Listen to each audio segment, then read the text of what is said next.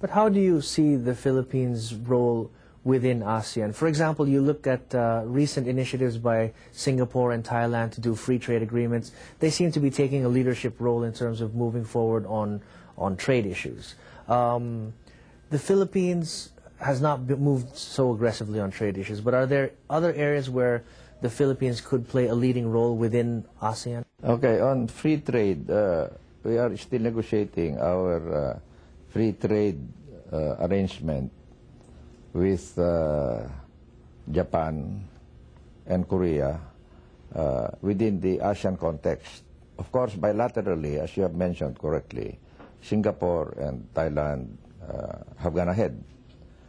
But this should not deter us from doing our own thing, because the bilateral situation of free trading will eventually have to give in to sub-regional, meaning ASEAN, and regional, meaning East Asia, and the entire Asia Pacific.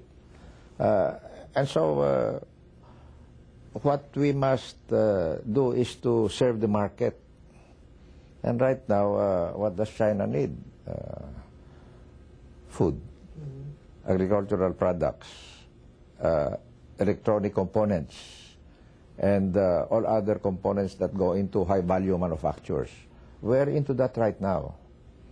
But we're not exploiting our land. No? Land use in the Philippines is very, as a policy, very obsolescent or anachronistic even. That includes reclamation. If you're looking at southern China, Hong Kong, Macau, Singapore, Indonesia, they're reclaiming all over the place. And this is already devolved to capable local government agencies and even to the private sector. In our case, it's so centralized.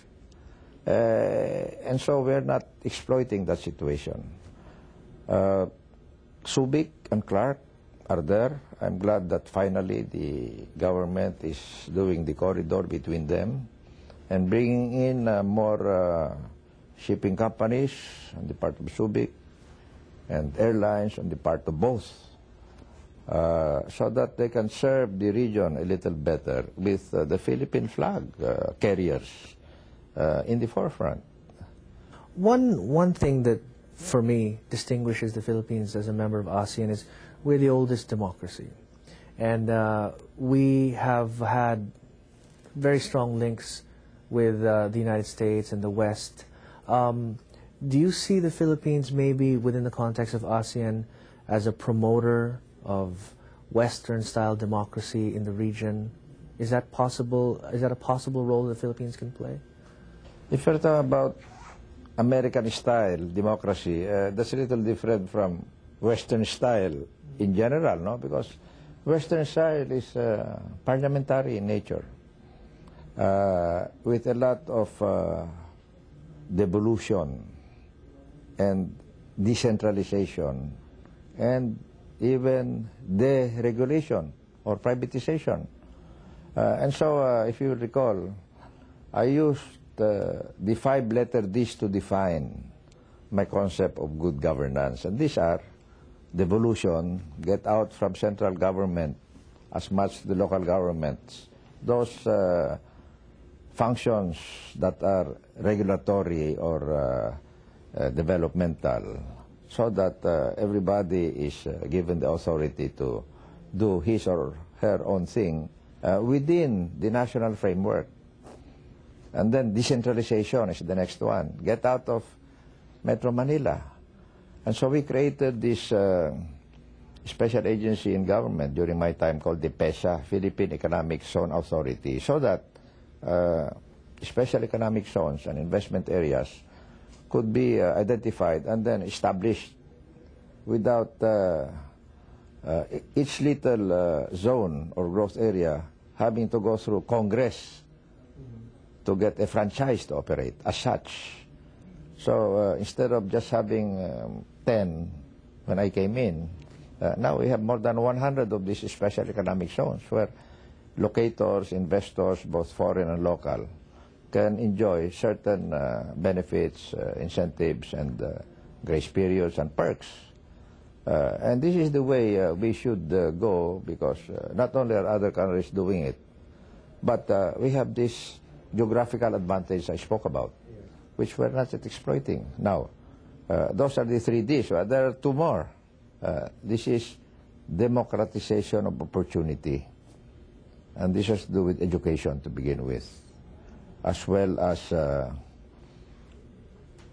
microcredit, meaning whatever be your status in life, if you have something good happening, let's help that person. Let's extend easy credit to them so that they can expand. And then the last, of course, is development of a sustainable kind. This is precisely why the presidential system did not work for us, or is not working for us, because we are limited by 3-year cycles, which are the terms of the local government officials, and the 6-year term for senators and the president and the vice president. Now,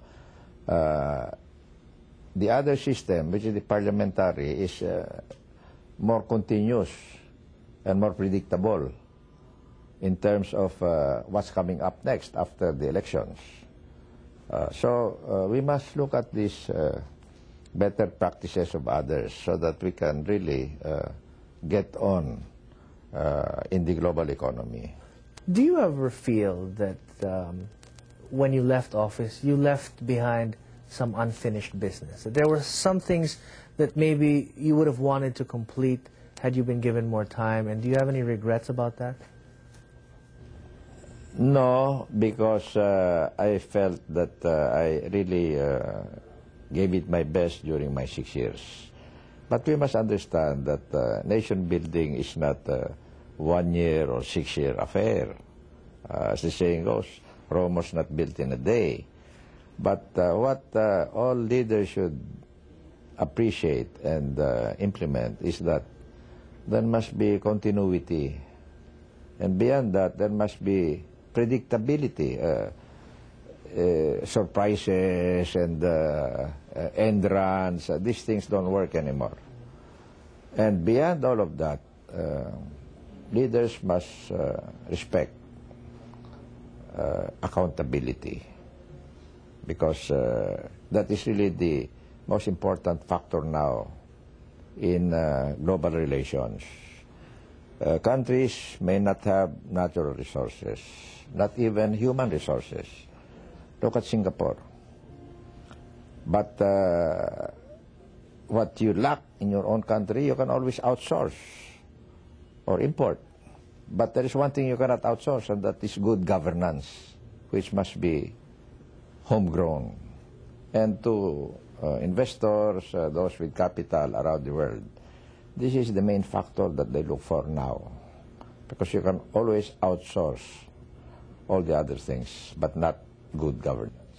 And 100 years from now, what do you want the history books to say about Fidel Ramos? Well, I'll still be around at that time, and so it might be premature to be talking about that period. But anyway, let me say that I'll be happy to be seen as a builder. I am a civil engineer by profession, so that's very important. Peacemaker and reformer.